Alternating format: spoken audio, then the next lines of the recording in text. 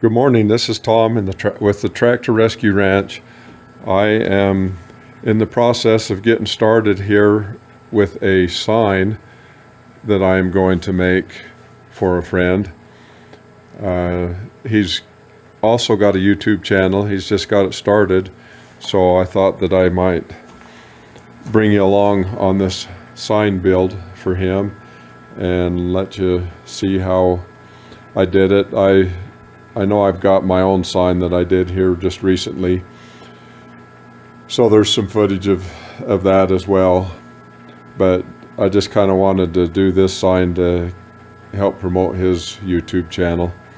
Anyway, I've got these two great big boards that I milled them originally with my chainsaw mill.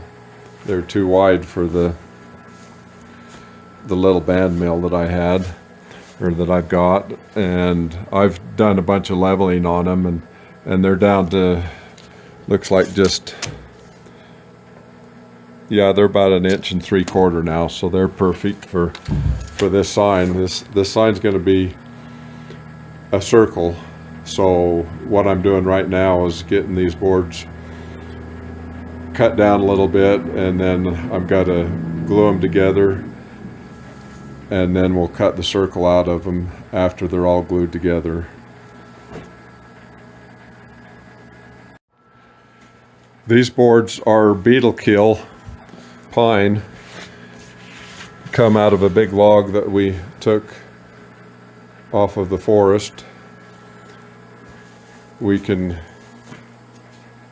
cut wood off of the forest, this beetle kill, with permits, and so I get permits and go up there and cut these logs down. But anyway, so this big tree, I don't know for how many years it had been killed out and stood for many years and dried, and then I brought it down and milled it, and it has just been sitting for probably, it might have been 3 years now, been sitting in this form for 3 years.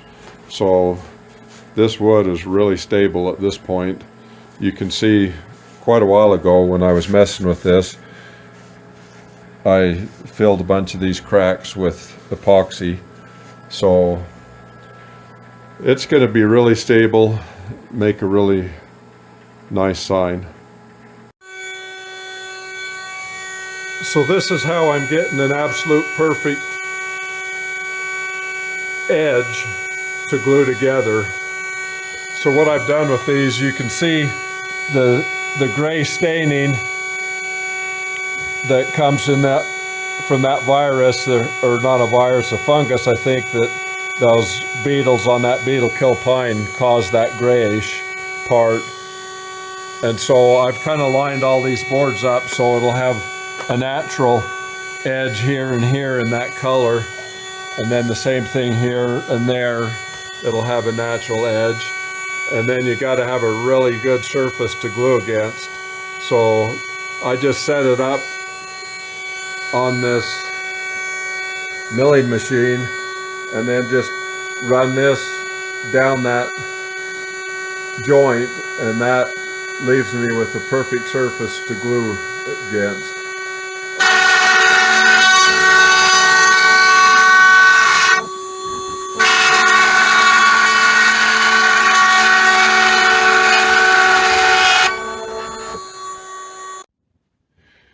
Okay, got it glued up. So I'll give it a day here to dry. I think I've got a really nice tight seam going here, so it ought to turn out looking pretty good.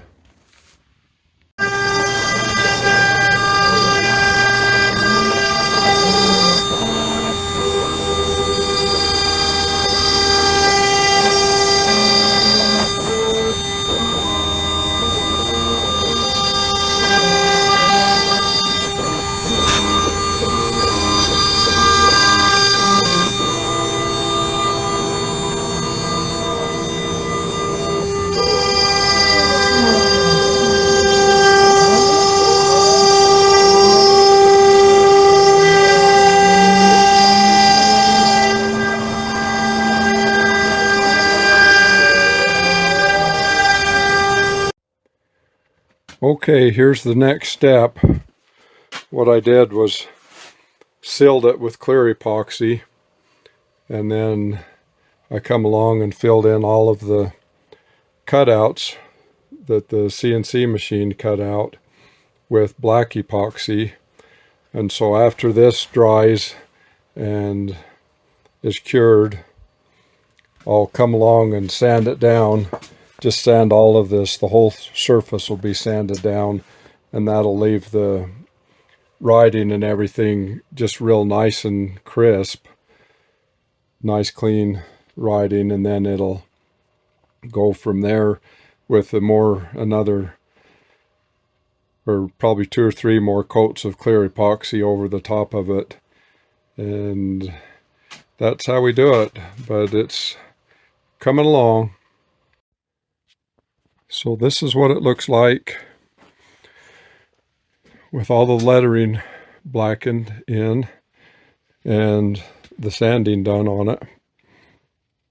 So from here I'm going to get the ring put around it and then clean it off, blow it off really good, and put another coat of epoxy over it. It might take a couple more coats, but it's coming right along here.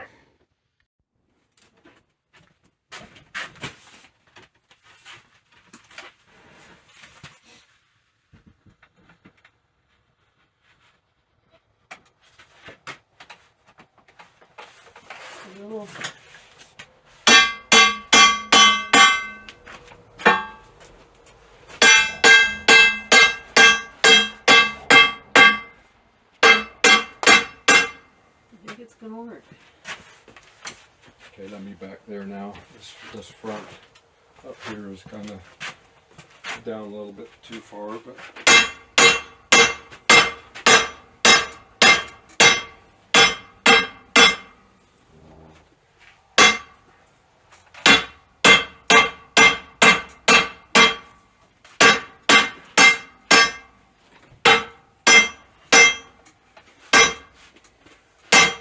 Yeah, I would leave this alone and get this. let me around here on this side.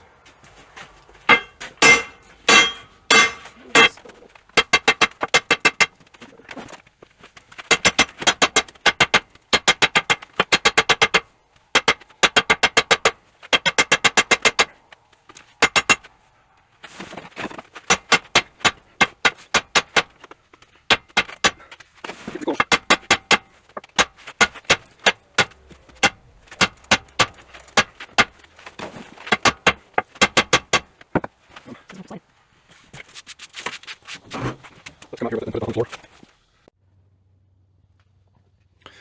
So there's the final product. After fighting that darn ring, getting it put on there, the board was cut absolutely round and the ring was a little bit out of round, and we had to fight and fight to get that thing on, but we finally got it there.